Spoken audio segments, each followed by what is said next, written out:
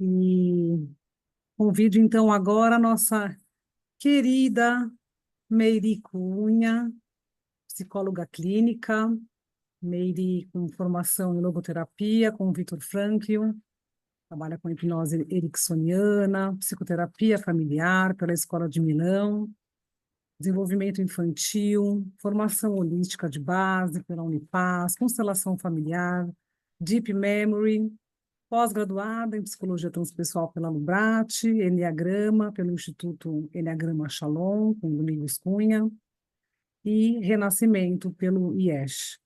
Escritora, né, de alguns livros agora recentes, né, Meiri?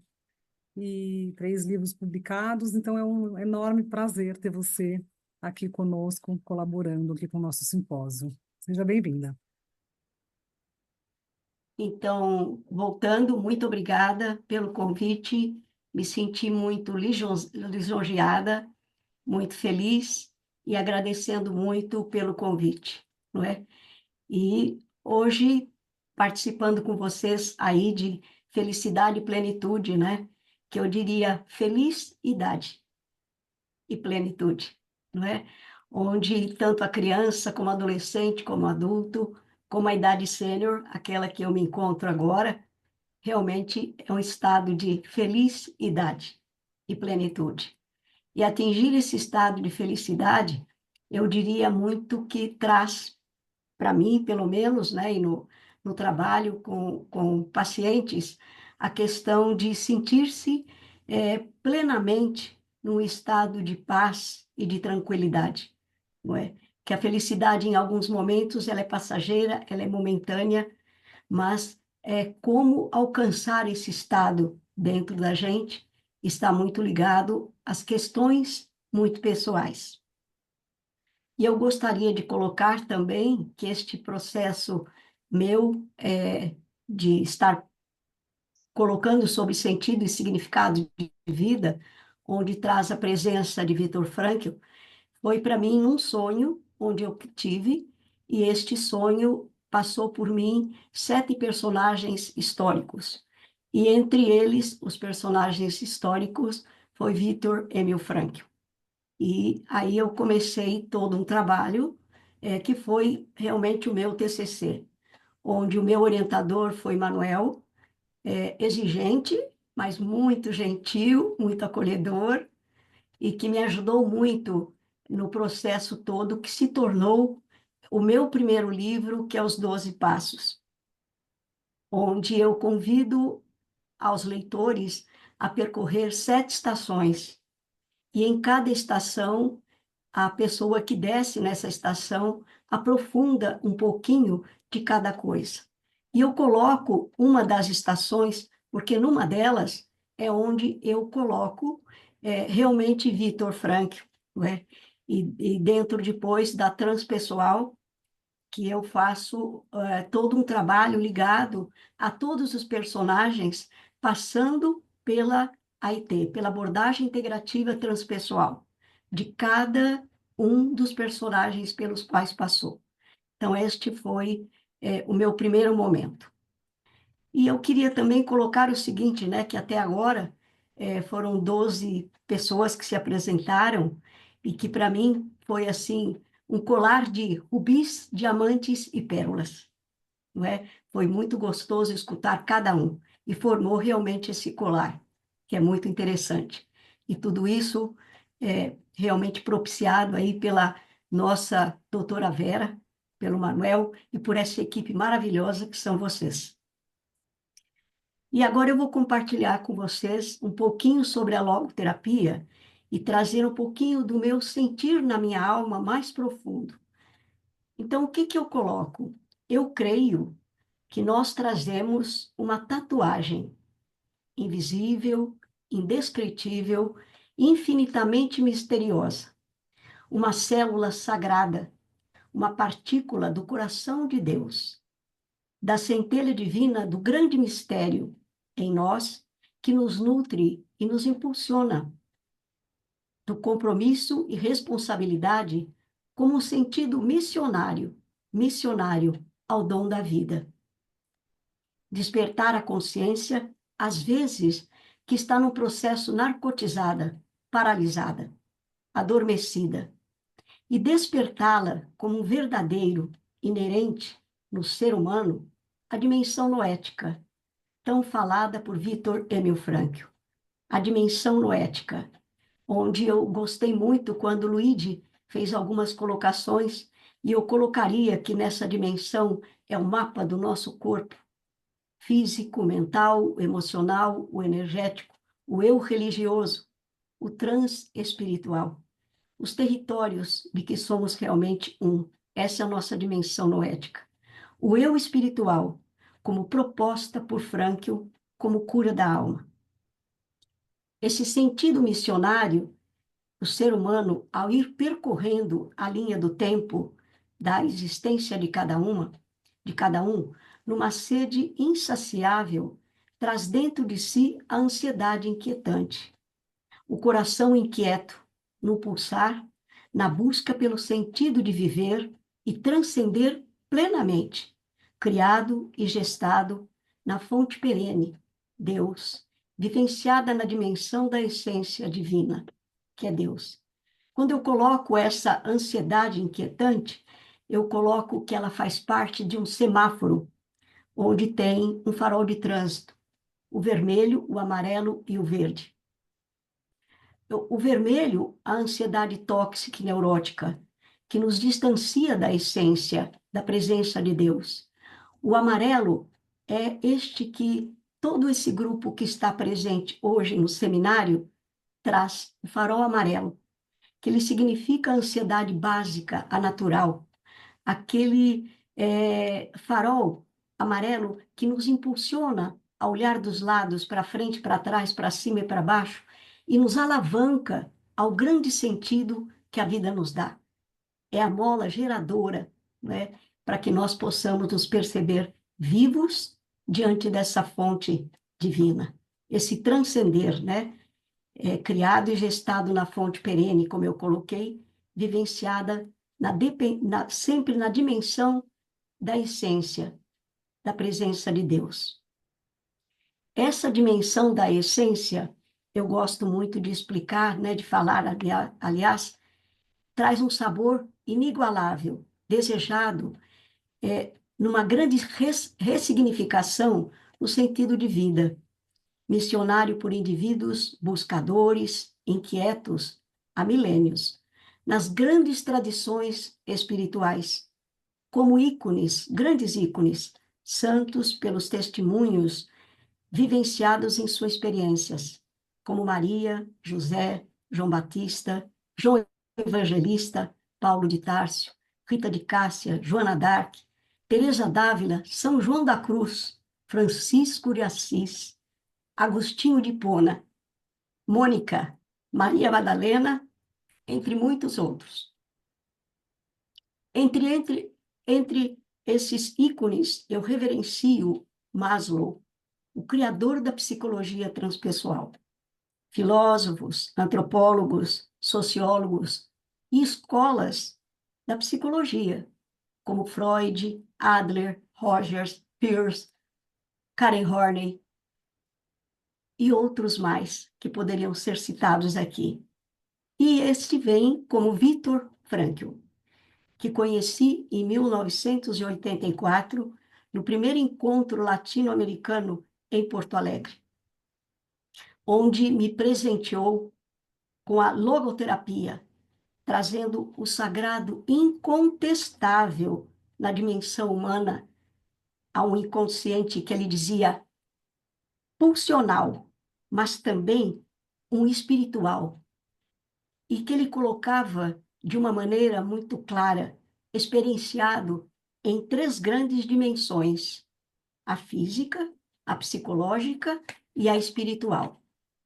E eu me deslumbrei, me encantei, me enamorei, eu me apaixonei e me deslumbrei com a proposta de Frankl, embasada na logoterapia, como um manancial do sagrado, discorrido com entusiasmo, humildade e gratidão pelo dom da sua vida e de seus semelhantes, criando a psicologia das alturas. na terapia do sagrado, fundamentada no sentido e significado da vida. Lembrando que Frankl foi discípulo de Freud, o criador da primeira escola vienense de psicoterapia, a quem ele conheceu aos 16 anos de idade, ainda numa adolescência, não? Sendo para o jovem Frankl uma grande alavanca, mediante sua inquietude, a respeito sempre sobre o sentido que o homem busca na vida para significá-la. Como ele dizia sempre, apesar de tudo. E eu acho, me atrevo a dizer que acho que Viktor Frankl estava naquele farol de trânsito no verde, onde o verde é a ansiedade ontológica e sagrada. A dimensão do sagrado, a dimensão de Deus. Tenho certeza disso. E sentindo uma identificação com Alfred Adler, na segunda escola de vienense da psicoterapia, a psicologia individual, ele se junta a ele, separando-se depois de alguns anos, porque suas ideias incomodavam muito Adler. Falando um pouquinho, uma pitadinha sobre o criador da logoterapia, Frankl foi conduzido ao campo de concentração no ano de 1942, como prisioneiro 119-104. Ele levava consigo um manuscrito, esse manuscrito escrito por Frankl, que já lutava para a reumanização da medicina em 1939. Quando Frankl foi conduzido ao campo de concentração em Auschwitz, essas anotações foram perdidas e depois reconstruídas no próprio campo, vindo a ser publicada depois pela primeira vez em 1946, editado num livro, aliás, com o mesmo título, após a Segunda Guerra Mundial. A denominação desse título tem significância de assistência médica à alma, fundamentada na verdadeira vocação do profissional comprometido do cuidado integral cristão em relação ao ser humano aprisionado numa angústia existencial, sem sentido de vida, destituído de significados. Esses manuscritos de Frankl sobre a sua teoria foram queimados pela SS. Ele manteve vivo em sua alma que pulsava Deus, fazendo valer a mais honrada proposta pessoal e espiritual. Lutar pelo viver, dando o sentido pleno com dignidade ao homem que em seu âmago vibrava o Deus inconsciente. Segundo Frankl, o homem tem uma dimensão noética, a espiritualidade pura, inerente ao ser humano. O Deus presente, vivo, no mais íntimo do homem, que o alimenta internamente. Eu coloco muito aqui esta dimensão desse grande mistério da fonte perene, onde muitas vezes ainda nos perdemos. Eu já me perdi muito, não é? E como percebo isso no próprio trabalho, de pessoas que de repente se perdem, não é? Porque esta dimensão fica praticamente esquecida da questão cósmica, onde ali é que mora a nossa grande saudade. Quando nos sentimos praticamente muito sozinhos, sem chance de absolutamente nada, não é? Seria bom poder rever do que temos saudades. Talvez seja essa saudade cósmica, que só realmente o grande mistério, independente da religião, o nome que se dá, a saudade cósmica, a saudade daquele que realmente nos presenteia, e assim, sim, experienciamos em plenitude a felicidade, independente de tudo. E ele sobreviveu, possivelmente, diante de um grande martírio, trabalhando continuadamente, lutando em prol do seu povo judeu, contra os interesses da própria SS. Frankl tinha duas alternativas: morrer ou ajudar a SS em experiências desumanas, como Mengele fazia com os judeus. Só fazendo um parentezinho pequeno, que bom que o Adilson nos fez dançar um pouquinho do samba, não é? Porque, de repente, entra depois uma fala que traz um processo pesado, não é, Adilson? Não é, querido? Mas é como é importante, né? Como você mesmo colocou, momentos de alegria e momentos que vêm coisas que não esperamos. E como é importante sentir essa presença incontestável de Deus dentro de cada um de nós.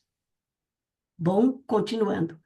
Ele decidiu optar por ficar com os irmãos judeus e compartilhar do sofrimento imposto diabolicamente pelos alemães, nascida da força, da coragem, a logoterapia, ao despertar a esperança, focada num para-quê que surgia nesse momento, vivenciando atrozes sofrimentos, como uma luz, a técnica da derreflexão.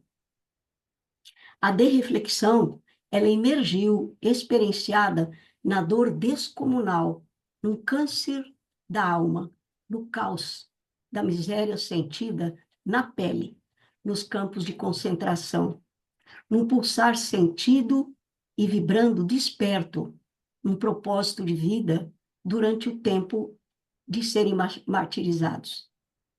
Esse sentido desperto pela fé e nutrido por uma ansiedade inquietante para sobreviver, vibra em um chamamento interior para o cumprimento de uma missão no mundo, por um sentido de vida em busca da transcendência.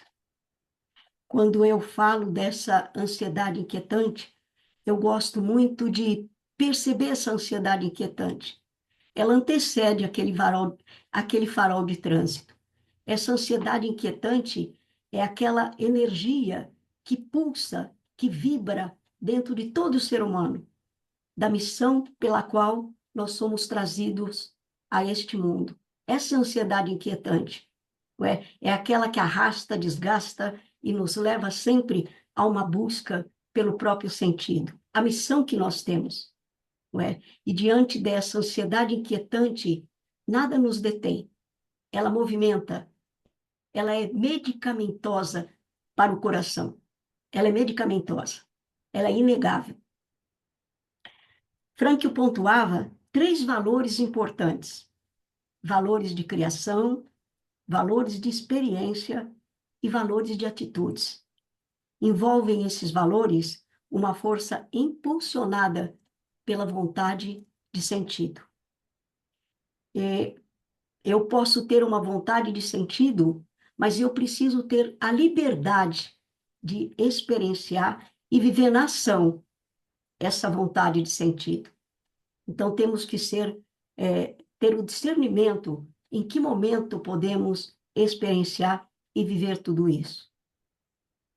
E é de importância nessa era que nós estamos vivendo agora, onde o planeta Terra, eu costumo dizer que ele geme em dores de parto, pedindo numa súplica para que os homens ressuscitem, trazendo o Cristo encarnado, ou o Buda, em seus âmagos, no exercício do amor, da justiça e da compaixão. Possamos, assim, poder celebrar a vida conjugando o verbo esperançar. Como que nós podemos conjugar esse verbo esperançar? Eu acho que a transpessoal nos leva a isso, né? Pelo menos eu me sinto assim. Quando eu acordo pela manhã, eu procuro, de acordo com aquilo que eu estou sentindo no momento, conjugar esse verbo. Porque eu continuo, com certeza, tendo muita esperança que há de nascer homens com o coração pleno, disposto a mudar o mundo. Eu olhei para o relógio, mas não vou olhar mais. Bom, imergir na luz da logoterapia é experienciar a dimensão noética do Deus presença em nosso âmago, saboreando o sentido da vida, na vívida esperança que brota num florescimento pelo vir a ser e o voltar a ser, num profundo ressignificado em plenitude, mediante o sofrimento, o dom maior, a vida. Quando eu falo desse vir a ser e o voltar a ser, eu quero dizer assim, que nascemos, morremos, renascemos e podemos ressuscitar em vida, porque a morte morrida, não é? Eu é que falo assim, a morte morrida é ela, eu volto ao Pai, eu volto à grande dimensão, à fonte perene, aquela que me mandou para cá, onde eu escolhi vir aqui e morar, né, sem pagar IPTU, aluguel, para o ventre materno. Mas foi ali que eu comecei, antes. Eu comecei muito antes. Eu já trago a personalidade e a essência em cada célula do meu ser. É nisso que eu acredito. E é isso que eu trabalho no dia a dia. E aí as reflexões à luz da logoterapia nos convida a uma tríade para o ressignificado da vida, a nossa missão, trazendo como valores de sentido a liberdade da vontade. Para que eu existo? Por quê e para quê? A vontade de sentido, a inquietude que busca o tempo inteiro, o estado buscante da alma do homem que veio para escrever uma história, para ser lida, de que vale a pena viver, apesar de tudo. E o sentido da vida, a expressão máxima da missão. Eu considero Viktor Frankl um ícone da psicologia de suma importância, que faz da logoterapia o homem emergir no sagrado, no seu cerne, experienciando e celebrando a presença de Deus numa das situações mais sofríveis e caóticas e desumana da humanidade, que foi o Holocausto. Frankl, já em 1923, já acolhia adolescentes com a perda do sentido da vida, com tentativas suicidas, a fim de despertar nos mesmos um propósito vital, no ressignificar do sentido da vida como atributo numa ressurreição. Eu aplico a logoterapia no cotidiano referente aos meus papéis, a partir desde 1986.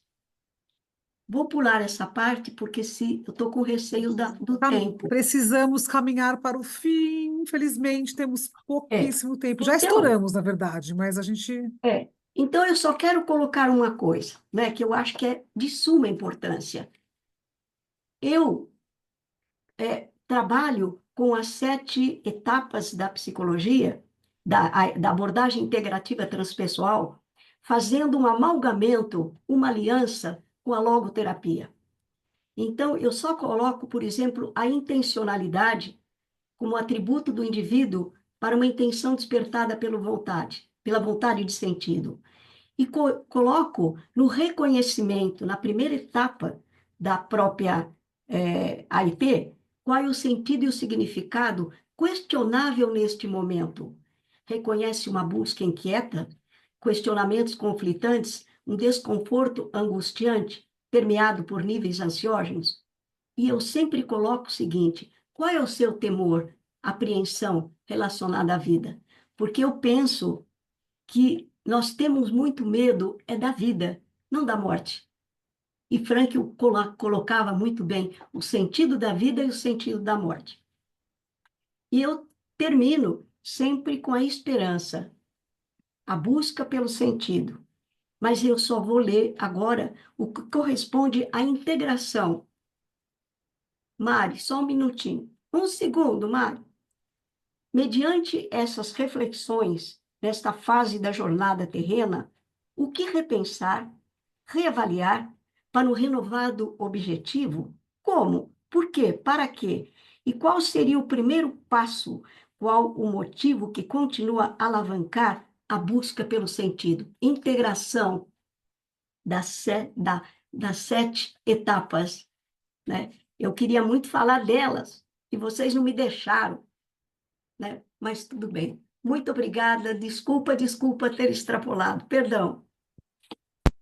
A Meire, é assim, uma pena a gente não poder ter mais tempo para poder, enfim, se, né, receber esse conteúdo tão precioso que você traz, viu? Muito obrigada mesmo e queremos te ouvir mais vezes, em outras oportunidades, tá bom? Muito obrigada, querida.